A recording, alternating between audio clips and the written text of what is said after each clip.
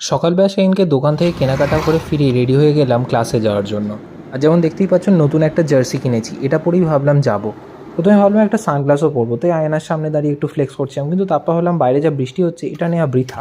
ভাগ্যিস সেদিনকে এতদিন পর দেখলাম একটু বাইরে বৃষ্টি হচ্ছে না, মেঘ করে নেই, রোদ উঠেছে। এই ডেলি প্যাসেঞ্জারির মধ্যেও না একটা ব্যাপার আছে যেটা তোমরা করেছো যারা তারাই জানবে, যারা কখনো ডেলি প্যাসেঞ্জারি করেনি তাদেরকে তোমরা এই ফিলিংটা এখনো বোঝাতে পারবে না। কখনো এক্সাইটেড মোড়ে 2 মিনিট একটু শান্তভাবে দাঁড়িয়ে দেখবে, হাজার হাজার লক্ষ লক্ষ লোক জাস্ট পেটের জ্বালায় ছুটছে। তাদের কিন্তু সববার মোটিভ একটাই, তারা যদি সেখানে স্কুল স্টুডেন্টও থাকে আলটিমেটলি কিসের জন্য? একটা ডিগ্রি পাবে, একটা রেজাল্ট পাবে, একটা মার্কশিট পাবে, যেটা দিয়ে তারা পরে কাজ করবে এবং খেতে পারবে।